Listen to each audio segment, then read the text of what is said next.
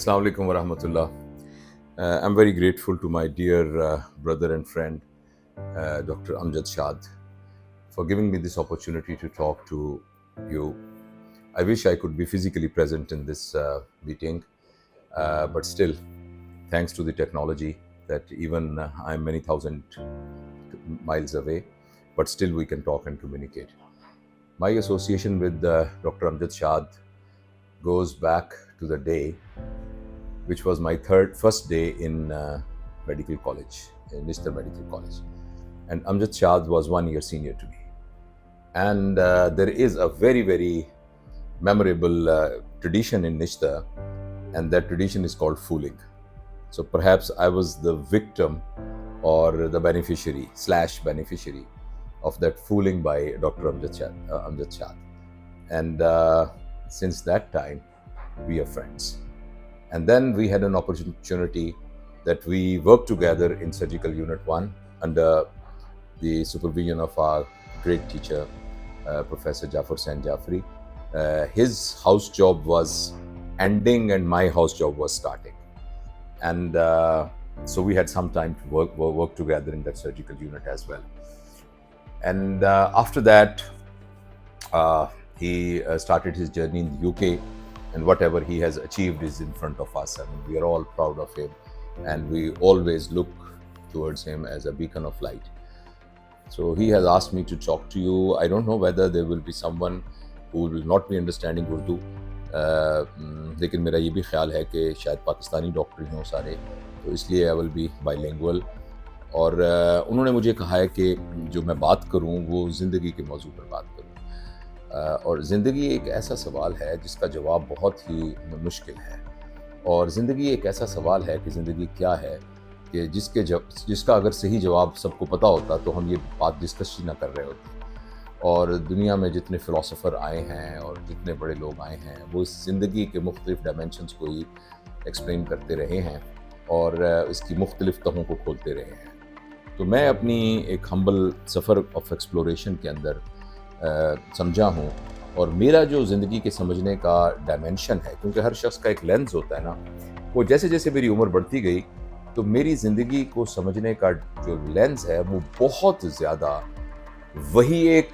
وہی کی جو تعلیمات ہے جو کہ قرآن کی شکل میں ہمارے پاس آئی ہے، اور جو نبی کریم صلی اللہ علیہ وسلم کی زندگی جو ایک وہ گزار کے یہاں گئے ہیں اور پھر اپنے صحاب کو ایک تربیت دے کر یہاں سے گئے ہیں. تو my lens of looking at life has been largely for the last few decades has been through that, and through this lens actually I had my journey of the scientific exploration as well. So my research work, whether this research is on clinical topics or whether I have just pondered and did some social researches, the main lens through which I have conducted those principles of inquiry has been وہی خدا. تو اس کے بیس پر میں آپ کے سامنے اپنی ایک نچوڑ پیش کر دیتا ہوں، جو میری ایک انڈرسٹینڈنگ ہے وہ میں پیش کر دیتا ہوں. باقی آپ سارے لوگ کامیاب لوگ ہیں، یو آر گریٹ اچیورس. تو جو بھی گریٹ اچیور ہوتا ہے وہ یہ سوچتا ہے کہ اگر میں صحیح نہ ہوتا تو میں پھر یہاں کیسے پہنچتا. تو اس لیے میں کسی بھی چیز کو چیلنج نہیں کرتا، میں اپنا ایک ایکسپیرینس آپ کے ساتھ شیئر کرتا ہوں. میرے خیال میں زندگی کو مختلف لیولز پہ گزارا جا سکتا ہے.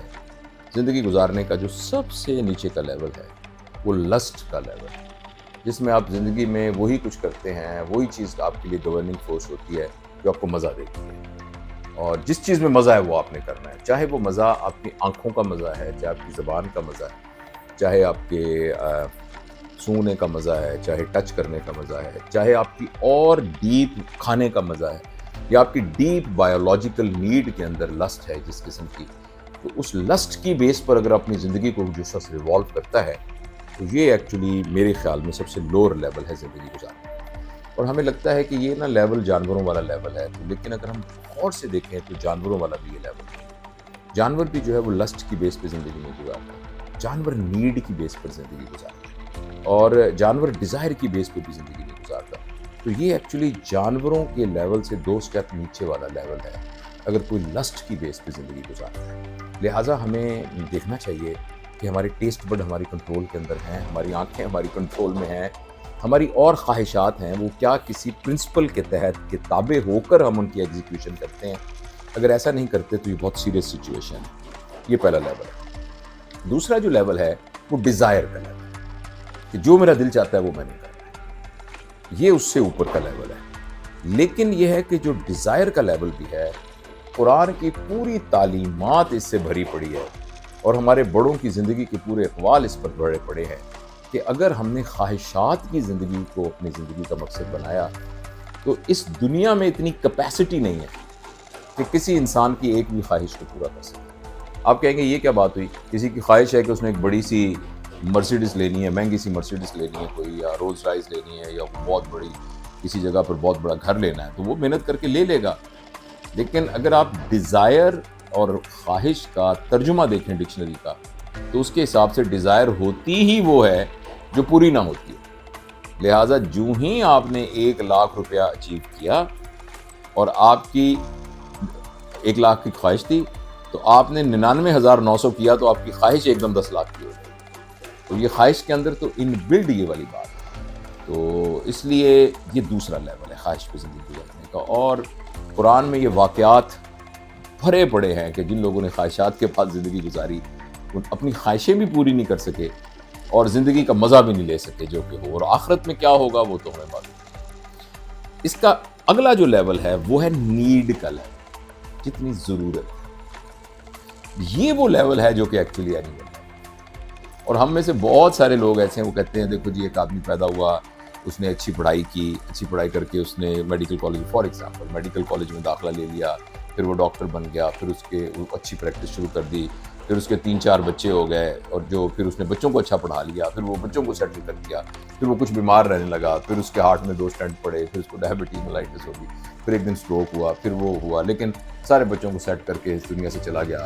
تو دیکھیں تو یہ اس پورے اسپیکٹرم پہ کیا زبردست زندگی ہے کہ سارے اپنے پورے کر لیے۔ لیکن میں آپ کو پوری ذمہ داری سے کہتا ہوں کہ یہ at the most animal level کی زندگی، ایٹ دا موسٹ، کیونکہ یہی سارے کام جانور بھی کرتے ہیں۔ جانور کھاتے ہیں، پیتے ہیں، گرو کرتے ہیں، بچے پیدا کرتے ہیں، بچوں کو پروٹیکٹ کرتے ہیں، ان کی سروائیول کے لیے سارے کام کرتے ہیں، اور پھر ایک دن اپنی طبعی موت کی دنیا سے چلے جاتے ہیں۔ انسان سے جو توقع ہے وہ لسٹ، ڈیزائر، نیڈ سے اوپر کا لیول ہے۔ اور جو ہیومن لیول ہے، ہیومن لیول کی سب سے بڑی ریکوائرمنٹ یہ ہے کہ وہ جو کچھ کر رہا ہو اس کے کرنے سے جو ییلڈ ہو رہا ہو، جو حاصل ہو رہا ہو، the beneficiary of that yields must be not only he himself, his spouse or her spouse and their siblings and their offsprings۔ اس کے بینیفیشری ایسے لوگ بھی ہونے چاہیے کہ جن کو وہ خود بھی نہیں جانتے۔